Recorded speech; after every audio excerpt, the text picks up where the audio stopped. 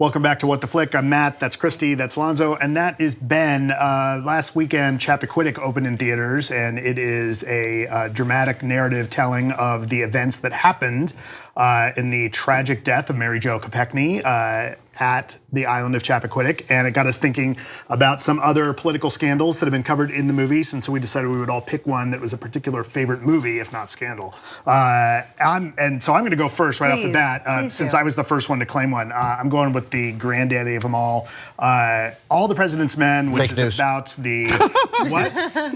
It is fake news. Fake news. Fake news Washington Post. Yeah, not so much.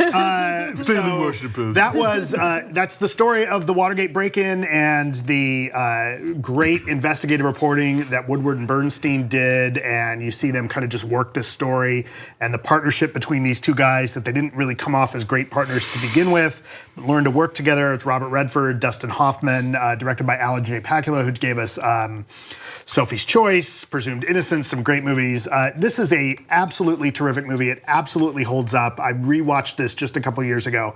If you've never seen it before, do yourself a favor. You should really watch it. It gives us the great phrase, follow the money, which really is kind of life advice. Like, you want to know who's doing something and why? Follow the money. Well, Pakula was really a master of the paranoid thriller. Like, he had already done Clute and The Parallax View up to that point, which were fictional films, and he brought that same sense of like uncomfortable paranoia to this story where they weren't being paranoid, they really were out to get them, you know. So yeah, he was the perfect choice for that. Real quick, because it makes me cry every time. It's one of the 10 best movies ever made.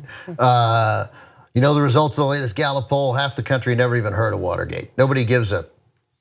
You guys are probably pretty tired, right? Well, you should be. Now go home, get a nice hot bath, rest up. 15 minutes, then get your asses back in gear. We're under a lot of pressure, you know, and you put us there. Nothing's riding on this except the First Amendment to the Constitution, freedom of the press, maybe the future of the country. Not that any of that matters, but if you guys F up again, I'm gonna get mad tonight. That's Ben Bradley's speech at the end, and that's Jason Robards' Oscar. Right? That's Jason Robards. One of his two. So good in that. And it's fascinating to then watch The Post and see Tom Hanks do Bradley totally differently. But it's also just fascinating to watch that kind of thinking and the way Bradley challenges these guys. A bunch of times they come to him, they think they got it, and he's like, yeah, you don't have it.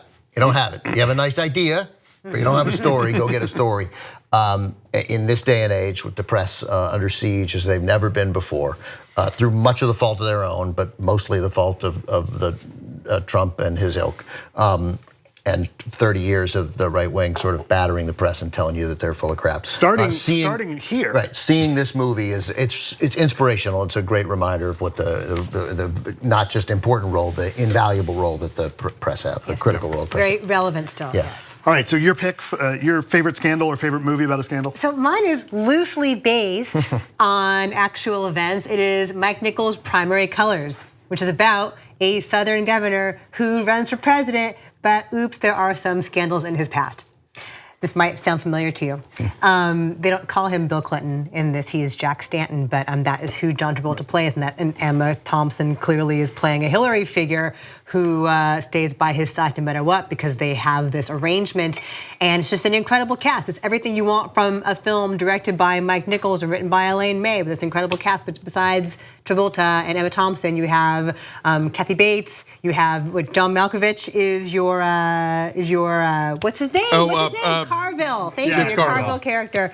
You have I'm blanking, of course, now in the moment. Larry Hagman, Billy Bob Thornton. Billy Bob Thornton is what I'm thinking of. Thank you. Paul Guilfoyle is really good. I said Malkovich. Anyway, but it's funny and it's snappy and it's smart and it does not pull its punches. And I really, it's long. It's like 2.5 hours long. Always a deal breaker for Ben. No, not here. I love Primary. Once I get past, because of course it's not Bill Clinton's story. It's clearly based on Bill Clinton. That is not the Bill Clinton scandal. Clintonian. It's written by Anonymous. It's not impossible to believe that could be Bill Clinton's story. I think people forget when that book dropped what a scandal it was. Right? Like, oh my God, who wrote this? Joe Klein. It was Anonymous, but it's fun and it's sad and it's sharp and it's everything it needs to be at every moment in time. It's just tonally perfect the whole way through. So if you've not already seen Primary Colors, please go check that out. When you said fictional, at first I thought you meant my other favorite Watergate movie, Dick.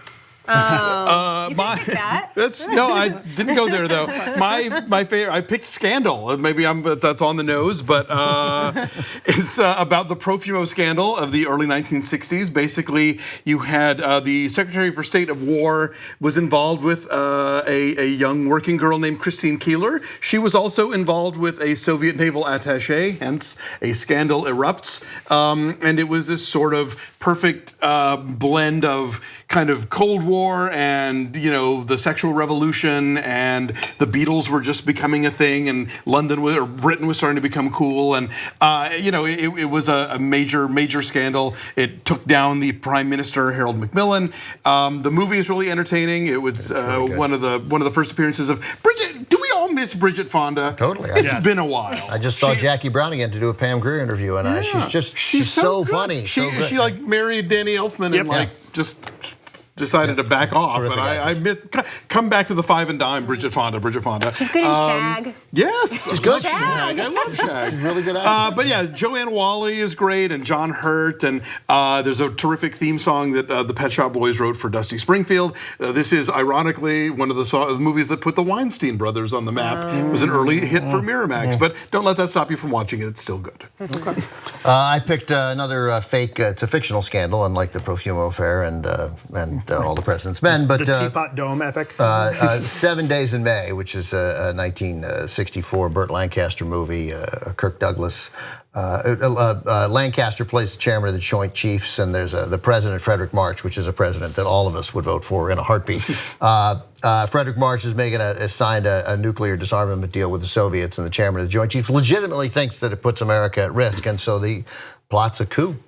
It's about all the guys. John Houseman, his first performance, people had seen him. He'd been in the Wells movie before, but that never got released. So Houseman makes his movie debut in 1964. Martin Balsam, Ava Gardner is in it. Douglas plays Burt Lancaster's sort of attaché and has to decide whether he's going to stick with this general he admires or whether he's going to sort of defend the Constitution and warn the president that there's this coup. And it seemed unbelievable in 1964 and a fantasy. And then, Watergate happens and we're like, sure, yeah, right, entirely plausible, but it's a great to me, thrilling movie. The Manchurian Candidate used to seem like satire, and then you find out that Sean Hannity is a tool of Russian bots, and it's like, well, okay, fine. But John Frankenheimer, by the way, one of the many movies he did there. But if you want a real movie, just throw out a couple of documentaries, which I think you guys will probably agree with. First of all, Wiener. Right? Yes, totally. And Client 9 is good. The War Room, and that's the other one I was going to mention, Client 9, which is to me vital viewing for anybody who wants to understand how the right has effectively worked to destroy a candidate who was quite a governor in Eliot Spitzer who totally destroyed himself. It was all true, but Alex Gibney really gets to the heart of what drove that scandal. And if you don't already hate Roger Stone, check out Client 9. I can't wait to see the movies that are going to come out of this administration. Like not made by the administration, but just the movies about I want a movie that's just like the 24 Hours of the Mooch. Like that's it, right? Like just that. He'd play himself. That is so optimistic of you that you think that there's going to be a future. So well, we know who's going to play him. Nobody, even if he was only there for Bill Hader. No, well, Bill Hader would be great. By the way, Barry's really good. Have you seen Barry? Not yet. It's really good. It's fun. It's also half an hour, so good. So thrilled. But Barry's Mario Canto. Mario Canto. That's true. Yeah.